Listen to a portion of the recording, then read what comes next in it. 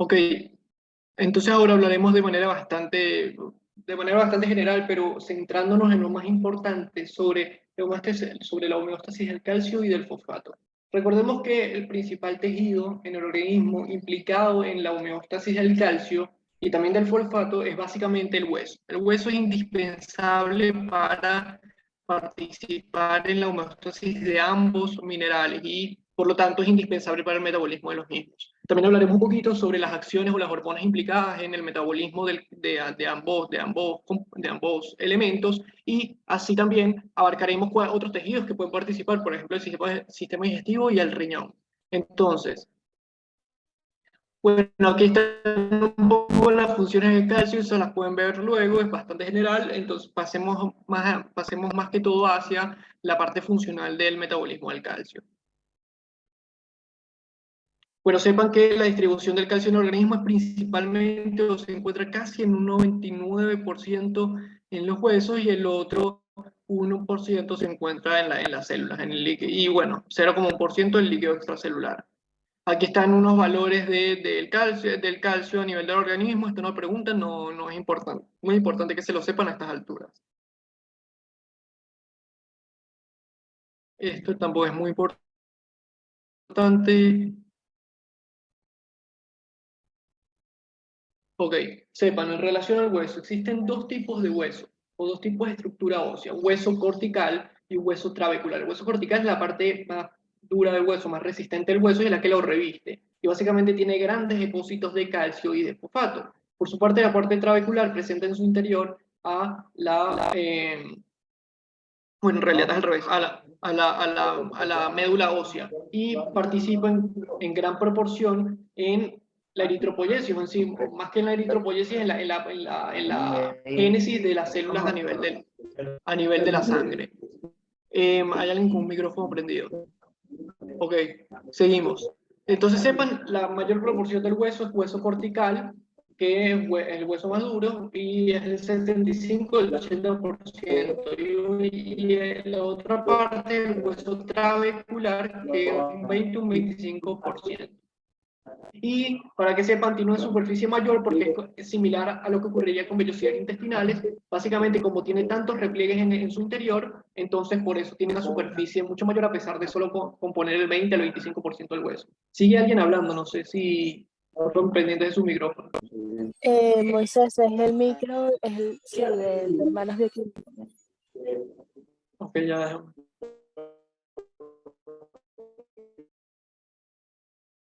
Bueno, yo no lo puedo mutear, pero bueno, seguimos. Ajá, aquí no me meteré tanto en esto, luego veremos mucho mejor cómo es todo el proceso de remodelación. Aquí tampoco me meteré una vez, lo veremos mejor luego.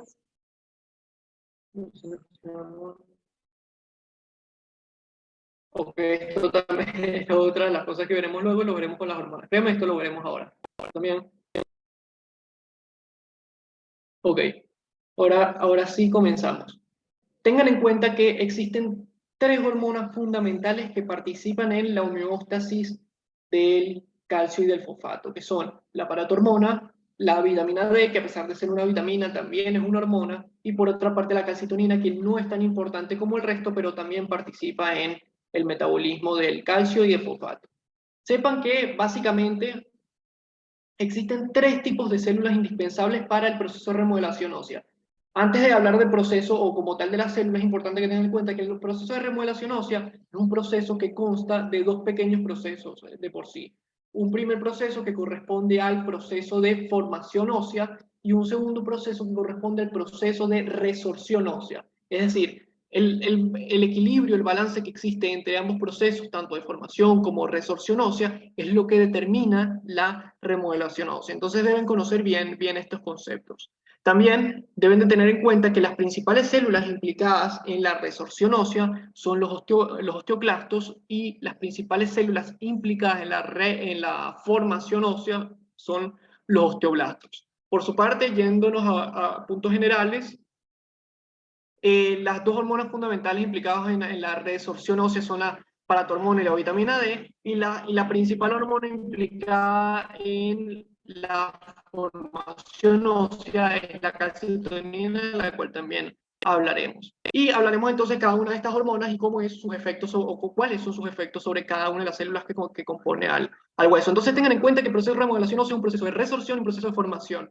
El proceso, y esto se lo van a preguntar, el proceso de formación dura de 3 a 4 meses, mientras que el proceso de resorción dura 3 semanas. Estos tiempos se los tienen que saber, sepan que el proceso de formación es mucho más lento que el proceso de resorción ósea. Entonces,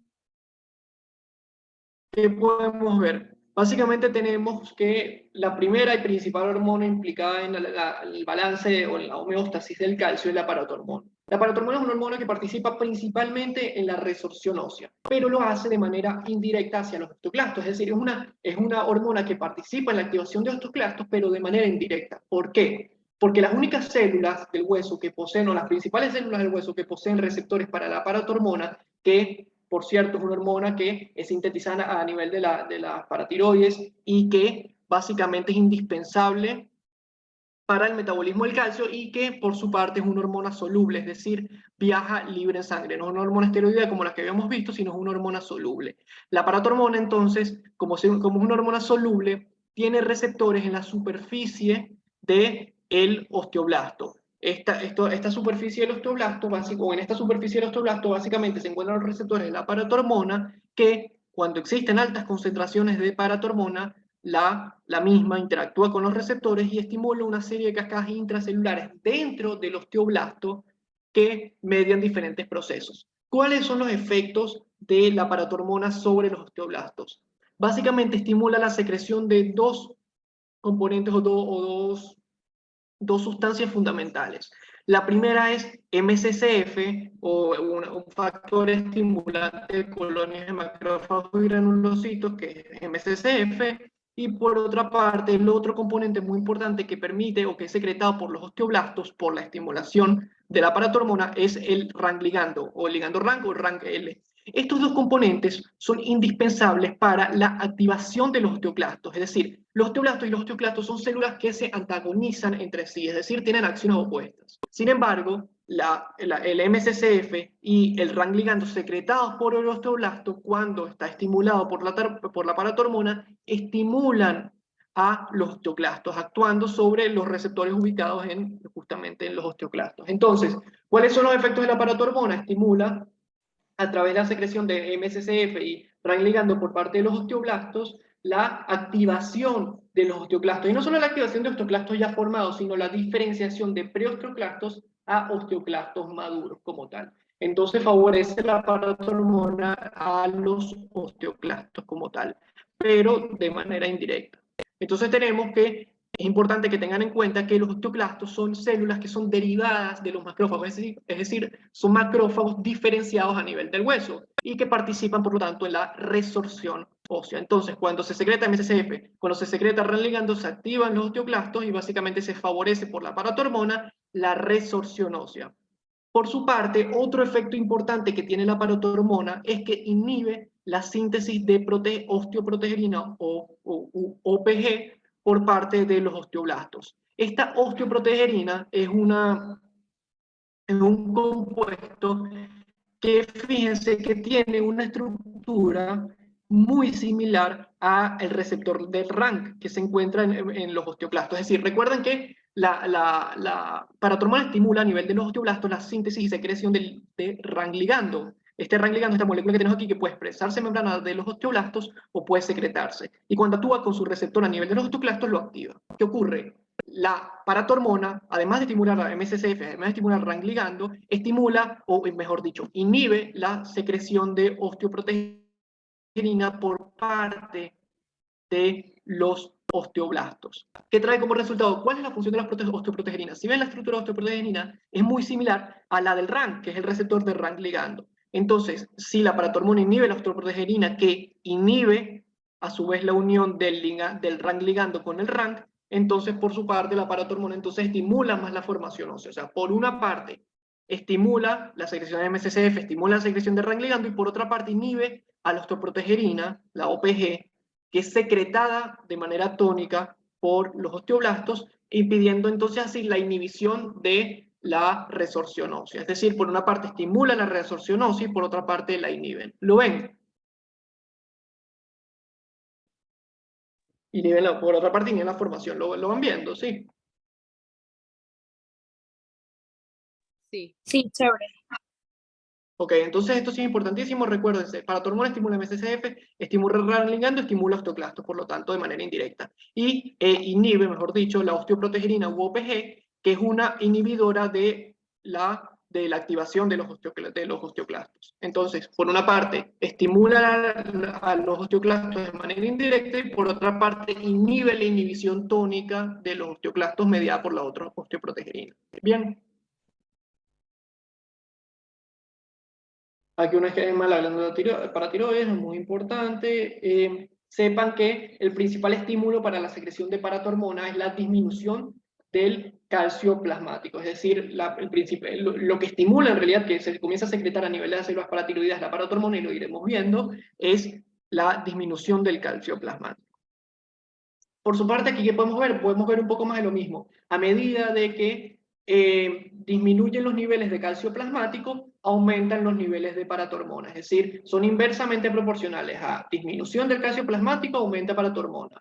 Aumento del calcio plasmático, disminuye paratormona. ¿Por qué? Porque la resorción ósea, es decir, la degradación del hueso, permite la liberación de calcio osificado, el calcio que se encuentra a nivel de los huesos, desde el hueso hacia la circulación. Entonces la paratormona, como participa en el plasmático, se inhibe, si hay poco calcio plasmático, se estimula. Y eso lo tienen que saber muy bien.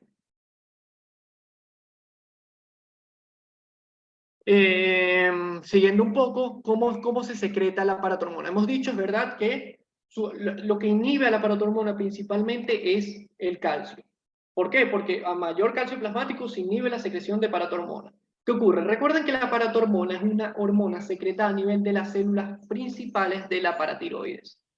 ¿Cómo estas células principales de la paratiroides estimulan o comienzan, o cuáles son los estímulos que promueven la secreción de paratormona? Básicamente tenemos que participan en este proceso dos cosas importantes. El receptor o el sensor KSR, que es un sensor de calcio ubicado en la membrana de las células principales, y por otra parte a la vitamina D, es decir, el 1,25 hidroxicalciferol, que lo iremos viendo más adelante. ¿Qué tenemos? Básicamente, el sensor de calcio se encuentra, como se los mencioné, en la superficie de las células principales de la glándula paratiroides, y a medida de que aumenta el calcio plasmático, se activan receptor, o se activa el KSR y activa entonces a proteína G inhibitoria, es decir, GI.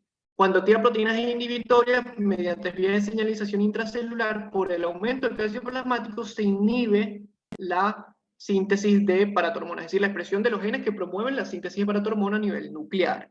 Por otra parte, entonces ya vemos que la paratormona es inhibida por altas concentraciones de calcio. Cuando hay pocas concentraciones de calcio plasmático, el KSR deja de sensar justamente el calcio que se encuentra en la sangre, porque no hay calcio justamente. Y por lo tanto, deja de estimular a una proteína G inhibitoria y comienza a estimularse o comienza a activarse una proteína G estimuladora, una proteína GQ. Esta proteína GQ, cuando hay poco calcio plasmático y por lo tanto se activa